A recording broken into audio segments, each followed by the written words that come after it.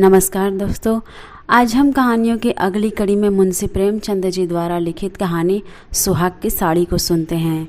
लेकिन उससे पहले आप सभी लोग से एक विनम्र अनुरोध है कि अगर चैनल पर नए हैं तो चैनल को सब्सक्राइब जरूर कीजिएगा। कहानी अच्छी लगे तो लाइक शेयर कमेंट जरूर कीजिएगा। तो चलिए शुरू करते हैं कहानी सुहाग की साड़ी। यह कहना भूल है कि दाम्पत्य सुख के लिए स्त्री पुरुष के स्वभाव में मेल होना आवश्यक है। श्रीमती गौरा और श्रीमान कुंवर रतन सिंह में कोई बात न मिलती थी। गौरा उदार थी, रतन सिंह कौड़ी कौड़ी को दांतों से पकड़ते थे। वह हंसमुख थी, रतन सिंह चिंताशील थे। वह कुल मर्यादा पर जान देती थी, रतन सिंह इसे आडंबर समझते थे। उनके सामाजिक व्यवहार और विचार में भी घोर अंतर था। यहाँ उदारता की बाजी रतन सिंह के हाथ थी। गौरा को सहभोज से आपत्ति थी। विधवा विवाह से घृणा और अछूतों के प्रश्न से विरोध। रतन सिंह इन सभी व्यवस्थाओं के अनुमोदक थे। राजनीतिक विषयों में यह विभिन्नता और भी जटिल थी। गौरा वर्तमान स्थिति को अटल, अमर, अपरिहार्य समझती थी। इसलिए वह नरम गरम कांग्रेस, स्वराज्य, होम रूल सभी से विरक्त थी। कहती, ये मुट्ठी भर पढ़े लिखे आदमी क्या बना लेंगे? चने कहीं भाड़ फोड़ सकते हैं। रतन सिंह पक्के आशावादी थे। राजनीतिक सभा की पहली पंक्तियों में बैठने वाले, कर्म क्षेत्र में सबसे पहले कदम उठाने वाले, स्वदेश व्रतधारी और बहिष्कार के पूरे अनुयायी। इतनी विषमताओं पर भी उनका दाम्पत्य जीवन सुखमय था। कभी कभी उनमें मतभेद अवश्य हो जाता था, पर वे समीर के वे झोंके थे जो स्थिर जल को हल्की हल्की लहरों से आभूषित कर देते हैं। वे प्रचंड झोंके नहीं जिनसे सागर विप्लव क्षेत्र बन जाता है। थोड़ी सी सदिच्छा सारी विषमताओं और मतभेदों का प्रतिकार कर देती थी। विदेशी कपड़ों की होलियां जलाई जा रही थी। स्वयं सेवकों के जत्थे भिखारियों की भांति द्वारों पर खड़े होकर विलायती कपड़ों की भिक्षा मांगते थे, और ऐसा कदाचित ही कोई द्वार था जहां उन्हें निराश होना पड़ता हो। खद्दर और गाढ़े के दिन फिर गए थे। नयन सुख, नयन दुख, मलमल और तंजेब तनबेद हो गए थे। रतन सिंह ने आकर गौरा से कहा, लाओ अब सब विदेशी कपड़े संदूक से निकाल दो, दे दूँ। गौरा बोली, अरे तो इसी घड़ी कोई सायत निकली जाती है, फिर कभी दे देना। रतन सिंह बोले, वाह, लोग द्वार पर खड़े कोलाहल मचा रहे हैं और तुम कहती हो फिर कभी दे देना। गौरा बोली, तो यह कुंजी लो और जाकर खुद ही निकाल कर दे दो। मगर यह सब है लड़कों का खेल। घर फूकने से स्वराज्य कभी नहीं मिला है और न मिलेगा। रतन सिंह बोले, मैंने कल ही तो इस विषय पर तुमसे घंटों सिरपच्ची की थी और उस समय तुम मुझसे सहमत हो गई थी। आज तुम फिर वही शंकाएं करने लगी। गौरा बोली, मैं तुम्हारे अप्रसन्न हो जाने के डर से चुप हो गई थी। रतन सिंह बोले, अच्छा, शंकाएं फिर कर लेना, इस समय जो करना है वह करो। गौरा बोली, लेकिन मेरे कपड़े तो न लोगे ना? रतन सिंह बोले, सब देने पड़ेंगे। विलायत का एक सूत भी घर में रखना मेरे प्राण को भंग कर देगा। इतने में राम टहल साइस ने बाहर से पुकारा, सरकार, लोग जल्दी मचा रहे हैं। कहते हैं अभी कई मोहल्लों का चक्कर लगाना है। कोई गाढ़े का टुकड़ा हो तो मुझे भी मिल जाए। मैंने भी अपने कपड़े दे दिए। केसर महरी कपड़ों की एक गठरी लेकर बाहर जाती हुई दिखाई दी। रतन सिंह ने पूछा, क्या तुम भी अपने कपड़े देने जाती हो? केसर ने लजाते हुए कहा, हाँ सरकार, जब देश छोड़ रहा है तो मैं कैसे पहनूं? रतन सिंह ने गौरा की ओर आदेशपूर्ण नेत्रों से देखा। अब वह विलंब न कर सकी। लज्जा से सिर झुकाए संदूक खोलकर कपड़े निकालने लगी। एक संदूक खाली हो गया तो उसने दूसरा संदूक खोला। सबसे ऊपर एक सुंदर रेशमी सूट रखा हुआ था जो कुंवर साहब ने किसी अंग्रेजी कारखाने में सिलाया था। गौरा ने पूछा, क्या सूट भी निकाल दूं? रतन सिंह बोले, हाँ हाँ, इसे किस दिन के लिए रखोगी? गौरा बोली, यदि मैं जानती कि इतनी जल्दी हवा बदलेगी तो कभी यह सूट न बनवाने देती। सारे रुपए खून हो गए। रतन सिंह ने कुछ उत्तर न दिया। तब गौरा ने अपना संदूक खोला और जलन के मारे स्वदेशी विदेशी सभी कपड़े निकाल कर फेंकने लगी। वह आवेश प्रवाह में आ गई। उनमें कितनी ही बहुमूल्य फैंसी जैकेट और साड़ियाँ थीं जिन्हें किसी समय पहनकर वह फूली न समाती थी। बाज बाज साड़ियों के लिए तो उसे रतन सिंह से बार बार तकाजे करने पड़े थे, पर इस समय सब की सब आंखों में खटक रही थी। रतन सिंह उसके भावों को ताड़ रहे थे। स्वदेशी कपड़ों का निकाला जाना उन्हें अखर रहा था, पर इस समय चुप रहने में ही कुशल समझते थे। तिस पर भी 2-1 बार विवाद हो ही गया और एक बनारसी साड़ी के लिए तो वह झगड़ बैठे। उसे गौरा के हाथों से छीन लेना चाहा, पर गौरा ने एक न मानी, निकाल ही फेंका। सहसा संदूक में से एक केसरिया रंग की तंजेब की साड़ी निकल आई, जिस पर पक्के आंचल और पल्ले टके हुए थे। गौरा ने उसे जल्द से लेकर अपनी गोद में छिपा लिया। रतन सिंह ने पूछा, कैसी साड़ी है? गौरा बोली, कुछ नहीं, तंजेब की साड़ी है, आंचल पक्का है। रतन सिंह बोले, तंजेब की है तब तो ज़रूर ही बिलाती होगी, उसे अलग क्यों रख लिया? क्या वह बनारसी साड़ियों से अच्छी है? गौरा बोली, अच्छी तो नहीं है, पर मैं इसे न दूंगी।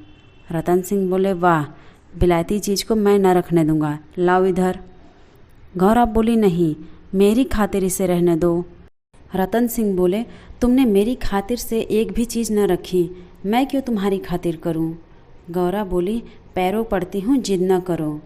रतन सिंह बोले, स्वदेशी साड़ियों में से जो चाहो रखो, लेकिन इस बिलायती चीज़ को मैं न रखने दूंगा। इसी कपड़े की बदौलत हम गुलाम बने, यह गुलामी का दाग मैं अब नहीं रह सकता, लाओ इधर। गौरा बोली, मैं इसे नहीं दूंगी, एक बार नहीं 1000 बार कहती हूँ कि न दूंगी। रतन सिंह बोले, मैं इसे लेकर ही छोड़ूंगा, इस गुलामी के पटके को, इस दासत्व के बंधन को किसी तरह न रखूँगा। गौरा बोली, नाहक जिद करते हो। रतन सिंह बोले, आखिर तुमको इससे इतना प्रेम क्यों है? गौरा बोली, तुम तो बाल की खाल निकालने लगते हो, इतने कपड़े थोड़े हैं, एक साड़ी ही तो रख ली तो क्या हुआ? रतन सिंह बोले, तुमने अभी तक इन होलियों का आशय ही नहीं समझा। गौरा बोली, खूब समझते हूँ, सब ढोंग है, 4 दिन में जोश ठंडा पड़ जाएगा। रतन सिंह बोले, तुम केवल इतना बतला दो कि यह साड़ी तुम्हें इतनी प्यारी क्यों है, तो शायद मैं मान जाऊं। गौरा बोली, यह मेरी सुहाग की साड़ी है।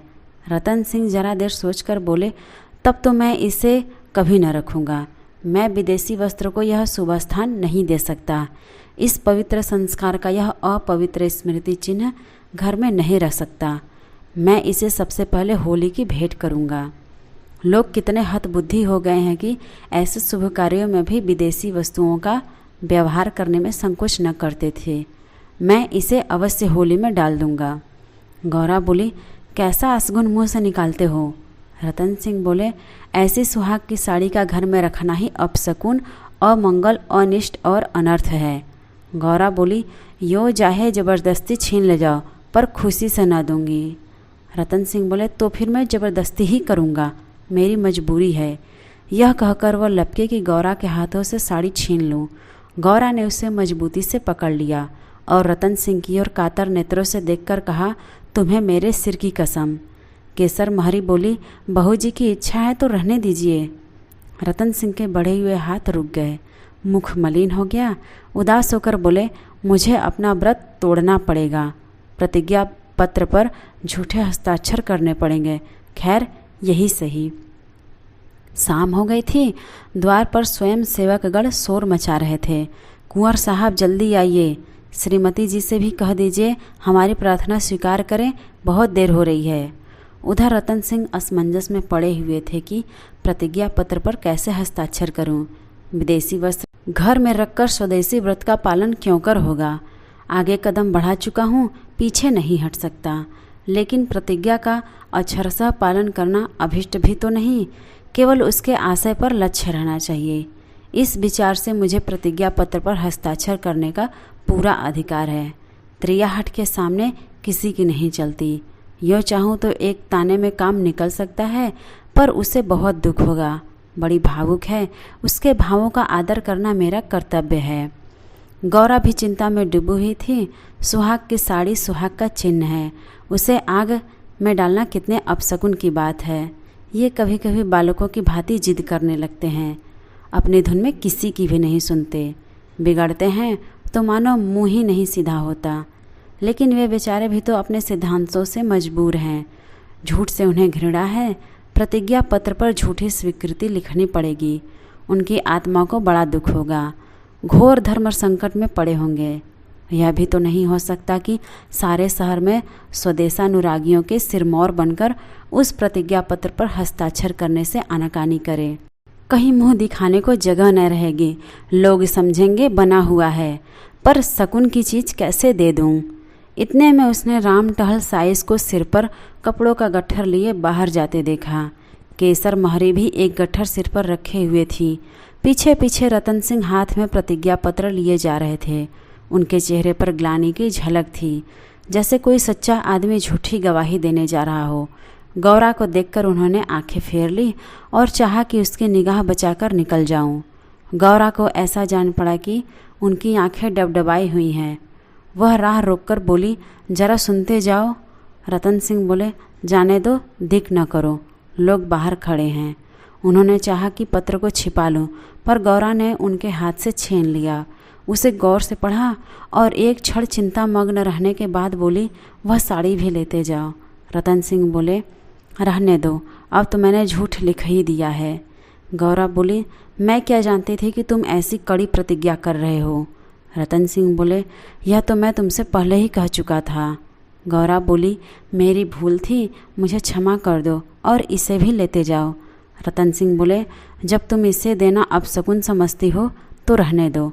तुम्हारी खातिर थोड़ा सा झूठ बोलने में मुझे कोई आपत्ति नहीं है। गौरा बोली, नहीं, लेते जाओ, अमंगल के भय से तुम्हारी आत्मा का हनन नहीं करना चाहती। यह कहकर उसने अपनी सुहाग की साड़ी उठाकर पति के हाथों में रख दी। रतन सिंह ने देखा गौरा के चेहरे पर एक रंग आता है, एक रंग जाता है, जैसे कोई रोगी अंतरस्थ विषम वेदना को दबाने की चेष्टा कर रहा हो। उन्हें अपनी अहृदयता पर लज्जा आई। हाँ, केवल अपने सिद्धांत की रक्षा के लिए, अपनी आत्मसम्मान के लिए मैं इस देवी के भावों का वध कर रहा हूँ।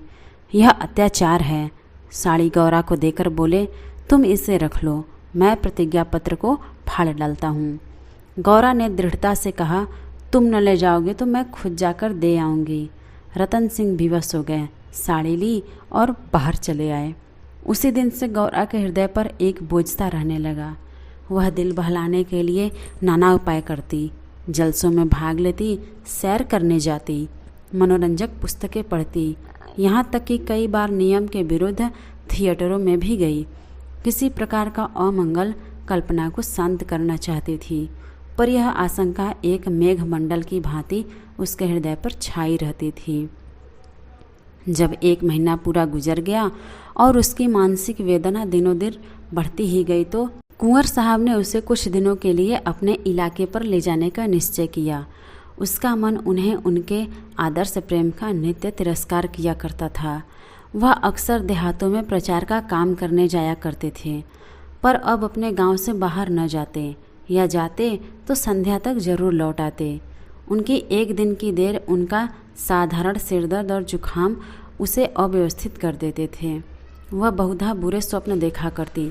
किसी अनिष्ट के काल्पनिक अस्तित्व की छाया उसे अपने चारों ओर मंडराती हुई प्रतीत होती थी। वह तो देहात में पड़ी हुई आशंकाओं की कठपुतली बनी हुई थी। इधर उसकी सुहाग की साड़ी स्वदेश प्रेम की वेदी पर भस्म होकर रिद्धि प्रदायनी भभूत बनी हुई थी। दूसरे महीने के अंत में रतन सिंह उसे लेकर लौट आए। गौरा को वापस आए 3-4 दिन हो चुके थे, पर असबाब के संभालने पर और नियत स्थान पर रखने में वह इतनी व्यस्त रही कि घर से बाहर न निकल सकी थी। कारण यह था कि केसर महरी उसके जाने के दूसरे ही दिन छोड़कर चली गई थी और अभी उतनी चतुर दूसरी महरी नहीं मिली थी। कुंवर साहब का साइस राम टहल भी छोड़कर चला गया था। बेचारे कोचवान को साइस का भी काम करना पड़ता था। संध्या का समय था। गौरा बरामदे में बैठी आकाश की ओर एकटक होकर ताक रही थी। चिंताग्रस्त प्राणियों का एकमात्र यही अवलंब है। सहसा रतन सिंह ने आकर कहा, चलो आज तुम्हें स्वदेशी बाजार की सैर करा लावें। यह मेरा ही प्रस्ताव था, पर 4 दिन यहाँ आए हो गए, उधर जाने का अवकाश ही न मिला। गौरा बोली, मेरा तो जाने को जी नहीं चाहता है, यहीं बैठकर कुछ बातें करो।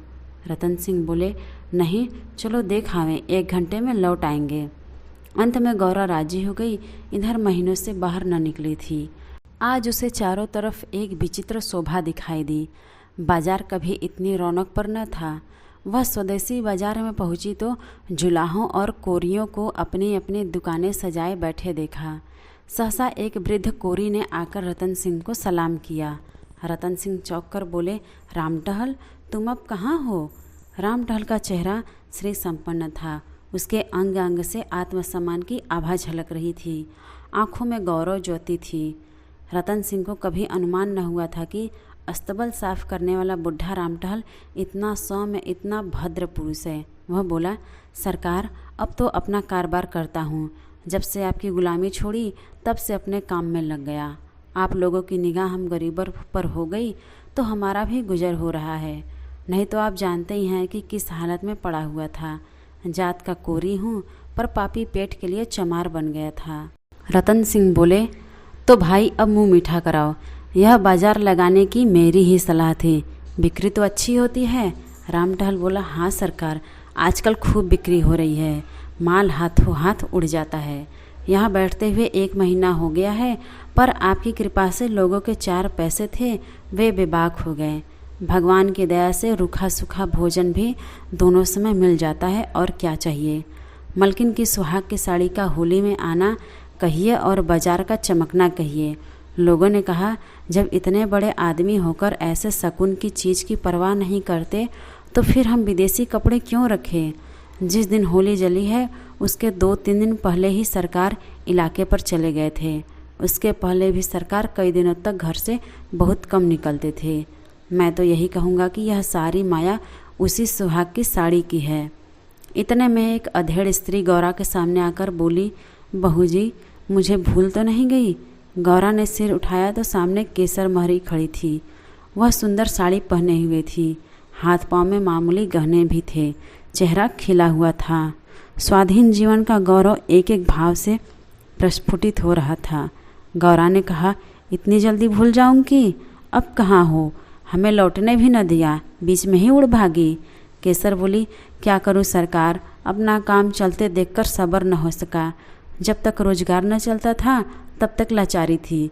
पेट के लिए सेवा टहल, कर्म कुकर्म सभी करना पड़ता था। अब आप लोगों की दया से हमारे दिन भी लौटे हैं। अब दूसरा काम नहीं किया जाता। अगर बाजार का यही रंग रहा तो अपनी कमाई खाए न चुकेगी। यह सब आपकी साड़ी की महिमा है। उसकी बदौलत हम गरीबों के कितने ही घर बस गए। 1 महीना पहले इन दुकान वालों में से किसी को रोटियों का ठिकाना न था। कोई साइसी करता था, कोई ताशे बजाता था। यहाँ तक कि कई आदमी मेहतर का काम करते थे। कितने ही भीख मांगते थे। अब सब अपने धंधे में लग गए हैं। सच पूछो तो तुम्हारी सुहाग की साड़ी ने हमें सुहागिन बना दिया। नहीं तो हम सुहागिन होते हुए भी विधवाएं थी। सच कहती हूँ, सैकड़ों जवानों से नित्य यही दुआ निकलती है कि आपका सुहाग अमर हो, जिसने हमारी राण जात को सुहाग दान दिया। रतन सिंह एक दुकान पर बैठकर कुछ कपड़े देखने लगे। गौरा का भावुक हृदय आनंद से पुलकित हो रहा था।